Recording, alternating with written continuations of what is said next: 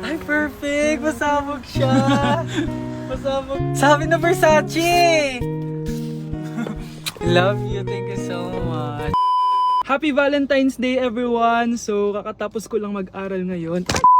And ayun guys, susurpresahan natin si Honey Bunch. Ayun guys, binilan ko siya ng cake. Tapos ito special gift to. Tapos ito flowers. Tapos sa likod nitong car, ayun may balon doon. May mga balloons doon sa likod. Tapos doon ko gagawin yung surprise ko mamaya. And hinihintay ko siya ngayon. Ang tagal-tagal niya pumunta dito. And also guys, later magdi-date kami. Magdi-dinner kami somewhere around BGC.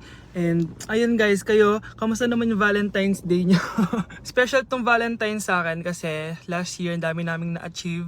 And then 3 years na kaming magjowa ni Honey Bunch. So kaka 3 years lang namin noong January 12. So marami na kaming achievements and this is just a celebration of that. And more celebrations to come. So susulatan ko rin pala siya ng letter. Ayan, para sweet tayo. Ayan, para ma-feel niya talaga na mahal ko siya. Ayan. Wala pala akong papel guys. Envelope lang to, tapos dito na lang ako sa likod magsusulat. Pwede naman yun, di ba? Hindi talaga ako ma-letter na tao, pero today is a special day. Kaya bibigyan natin si Honey Bunch ng letter. Sana na-touch ka. So tapos na ako. 1, 2, 3. Siya lang pwedeng magbasa neto. Guys, may problema ako kasi ang hangin dito. Pag binuksan ko tong likod ng kotse ko, lilipad lahat ng balon sa daan. So di ko alam kung paano mangyayari niyan mamaya. Guys, nandito na siya. Happy Valentine's Day! Uy, ang ganda nito! Happy Go Valentine's Day. Thank you so much. Sunflower. Let's go outside. Come here, baby. I have another gift for you. Ay, shit. Ay, perfect! Pasabog siya! Pasabog siya! Huwag mo na bubuksan mamaya na yan. Ito yung snack mo. Ito yung snack mo mamaya. Happy Valentine's. Let's take a pic.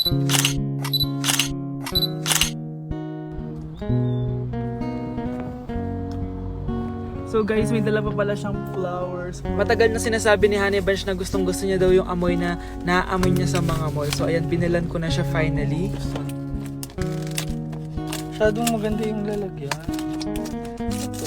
Ay! Perfume to, no? Sabi na Versace! Hala, thank you! Di ba gusto mo yan? Oo! Perfume ka na! Pakita Bawal ko humingi sa... Pakita mo. Hindi ko pwedeng humingi sa akin. Love you, thank you so much. Super pasabog siya. This year siya pasabog. Last year wala siyang pasabog. Pero okay lang. May pasabog siya this year. I Ano, love let's eat you. na ba muna here? Go lang. A letter for you. Pero Babasahin natin siya para mag-recharge sa sarili. no! Basta ikaw lang for your eyes only. Ano lang, simple message lang for you. So after nun, ayan, kumain na kami dahil nagutom na kami dalawa. Kumain kami sa Japanese restaurant kasi nag-crave daw siya ng Japanese food. So dependent pala dito pag mag-order guys. Nagpabili nga pala siya ng California Maki tsaka yung chicken. Hindi ko alam kung anong tawag dun. Ayan, so sana nag-enjoy ka naman Honey Bunch and I love you so much. More achievements to come and sana di pa tayo mamatay, no?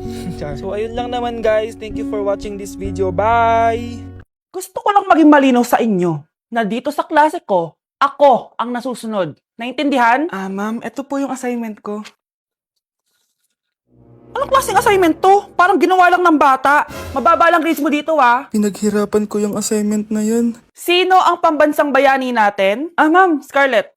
Ang pambansang bayani natin ay si... Oops! Napakabagal mo sumagot. Ang pambansang bayani natin. Straight to the point ang kailangan ko sagot. Ayusin yung sumagot, ha? Hindi na kayo elementary. Opo, ma'am.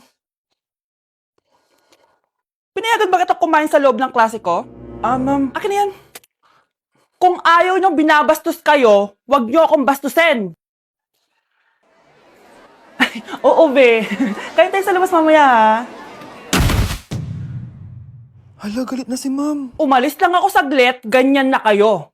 First meeting pa lang natin, pinapakita nyo ng mga ugali nyo. Buti pa yung kabilang section, tahimik lang. Kayo na ata ang worst section na napuntahan ko. Kung kami ang worst section, ikaw ang worst teacher.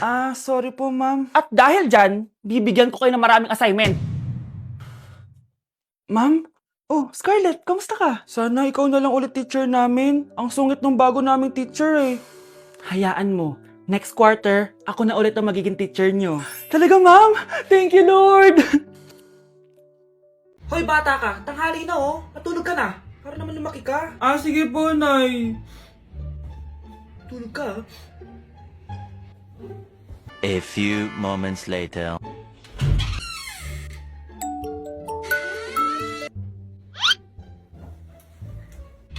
Five seconds till the enemy.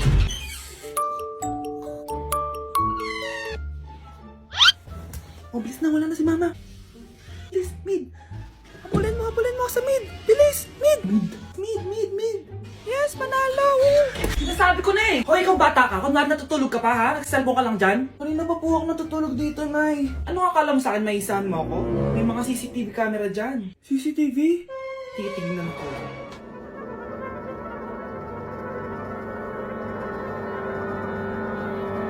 Walang yaka, niloloko mo ako. Huwag po. Nita ka, niloloko mo pala ako, ha? Nay, hindi na maulit, Nay. Gusto mo pa tulogin kita gamit ang hangar to? Nay, naman mo. Happy birthday to you. Isa pa, guys. Isa pa happy birthday. Ano? Isa pa? Bala kayo dyan. Kakain na ako. Maligayang bati. Happy birthday po, ate. Ah, hindi po ba kayo nagbe-birthday? Nakagown po kasi kayo eh. Ah, siya po yung nagbe-birthday, yung naka-t-shirt? Sige po. Balik pa kayo, ha? Masarap ba yung sopas? Ah, oo, masarap yung sopas. Ang sarap nga eh. Grabe, salamat pala sa kape ha. Yung totoo, birthday ba to o lamay? Ano, tara, balik pa tayo? Pabus na din yung sa akin eh. Panglimang balik nyo na yan, ha? Patay gutom. Aba, may sinabi bang isang beses lang pwede bumalik? Tara na nga, huwag mong pansinin yan. Ah, una na po kami. Ay, may giveaway po. Ay, thank you. Thank you po. Sige po, una na po kami. Nay, pupunta po dito yung crush ko. Talaga, anak? Sige, pakilala mo siya sa akin. Few moments later. Nay, nandito na po yung crush ko. Hello po, tita. Ikaw ba yung crush ng anak ko? Halika dito, umupo ka. Naku, alam mo ba? Yung anak ko, napakasipag niyan. Si nanay talaga, pero crush, totoo yun. Masipag talaga ako. Nakikita mo ba yung mga plato doon? Siya maghuhugas niyan ngayon. Di ba, anak? Ngayon na po, Nay. Di ba masipag ka, anak? Papatunayan ko talaga kay crush na masipag talaga ako. Nay, tapos na po. Ay, tapos ka na, anak. Nakikita mo ba yung mga kalat dito? Pwede ka bang magwalis? Magwawalis, Nay. Di ba masipag ka, anak? Opo, Nay. Nay, tapos na po. Pwede ba kikuha nga yung mga sinampay ko sa labas? Pwede ba pakilaban yung mga damit natin? Di ba kunin yung kalderong hinram ng kapitbahay natin? O, di ba ang sipag niya? Alam mo, dapat araw-araw ka nandito. Oo nga po, tita, ang sipag niya. Sige po, araw-arawin ko po yung pagpunta dito. Saan na ba yung pagkain? Ay, hi tita, bless po! Wow, ang laki mo na! Parang tumaba ka! Diba dati ang payat-payat mo? Ba't ngayon ang taba-taba mo na? Try mo kaya mag-diet. Anak, kumain ka na! May mga handa doon! Nay, may nakita akong dinuguan doon. Di ba Christmas party to? Huwag ka na magreklamo, anak! Galing sa punerarya yan! Huh? Asan na ba yung ninong ko? Ay, bless po, ninong! 100? Ang dami-dami mong utang sa akin, tapos 100 lang bibigay mo? Bigyan mo ako ng 10,000, send mo sa akin sa GCash. Oh, anak, binigyan ka ba ng pera ng ninong mo? Ano, Nay? Ninong? Parang hindi ko naman nakita si ninong ha. Nandiyan ba siya? Exchange gift na? Wait lang. Oh, eto, para sa'yo, bagong iPhone. Wow, thank you ha. Eto lang yung nabili ko para sa'yo. Medyas? iPhone? Sige, salamat.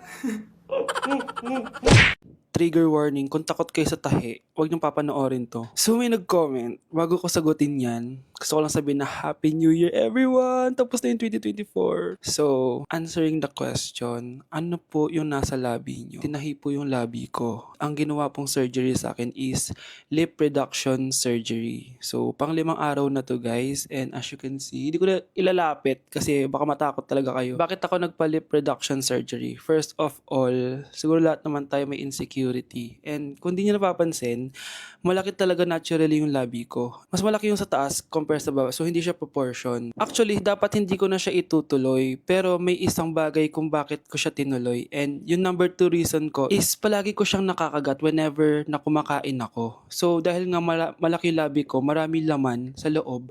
So kapag ngumunguya ako, nakakain ko siya. Ang tendency, hindi nawawala yung singaw ko and lumalaki yung singaw ko kasi palagi ko siyang nakakagat. Imagine, hindi lang isa, hindi lang dalawa ko siya beses nakakagat, kundi siguro mga 5. Ganun kalala. So, dugong-dugo talaga. Kaya tinuloy ko na rin siya para finally mabawasan na yung laman niya sa loob at sana hindi ko na siya makagat in the future. Pero syempre, para mas maging confident na rin ako sa mga pictures. Kung nagtataka kayo kung bakit after Pasko or December 26 ako nagpa-surgery, is yun yung earliest na appointment na pwede yung doctor ko. And yun na yung ginrab ko since kailangan kong gumaling before ako bumalik sa school. Kasi di naman ako pwedeng bumalik sa school na nang ganito yung sitwasyon ng bibig ko. Paano ako magre-report, diba? Ito na ata yung sinasabi nilang New Year, New Me. So yun lang naman guys. Again, happy New Year. Wishing you all the best in 2025. Babalik na ako sa content ko. Promise, pag gumaling na talaga to. Bye-bye. Nak, okay ka lang? Pagod na ako mag-aral, Nay. Sige anak, pinga ka muna ha. Ay, yung niluluto ko! Anak, kain na dito! Sana matuyo to agad para masuotan ng anak ko bukas. Ayan, tuyo na! Anak, suot mo na tong uniform mo! Anak, sandali. Sorry kung ito lang yung mabibigay kong baon sa'yo, anak ha. Bawi ako next time. Ito lang kasi yung kinita ni nanay eh. O anak, yung project mo, wag mo kakalimutan ha. Sige na, ingat ka. Kaya ko to. Makakapagtapos ako. Yes! Ang taas ng score ko! Anong score mo, Scarlett? 19 yung score ko. Ay, hindi perfect. Buti pa ako, naka 20. Bawi ka na lang next time, ha? Scarlett, nagawa mo ba yung assignment natin? May assignment tayo? Hala, di ko nagawa. Huwag mo nang sasabihin kay mama. Sige, di ko sasabihin. Ma'am, may assignment po pala tayo. Ay, oo nga pala, may assignment tayo, class. Ang hindi gumawa ng assignment, bagsak sa akin, ha? Bida-bida talaga tong si Samantha. Okay, class, sinong iboboto niyong president? I nominate Scarlett, ma'am. Ako?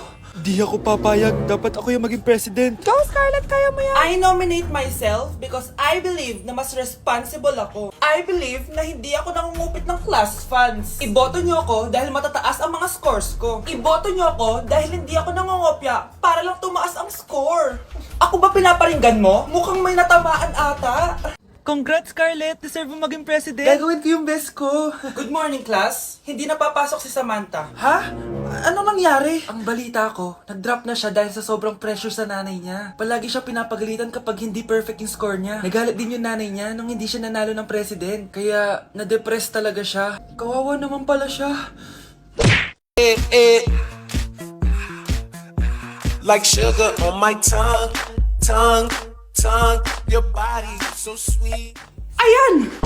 Kaya pala ang laki ng bill ng kuryente natin. Nakabukas pala na matagal yan. Anay, uso kasi to yung sugar on my tongue. Sugar on my... ganun. May alam din ako uso na pwede mong gawin. Talaga, Nay? Ano yun? Gagawin ko. Walang baon for a day. Ipambabayad ko sa kuryente yung baon mo. Nay naman eh. Ito na, isasara ko na to. Huwag mong babawasan baon ko Akin na nga tong cake na to. Sige na, pumasok ka na sa kwarto mo.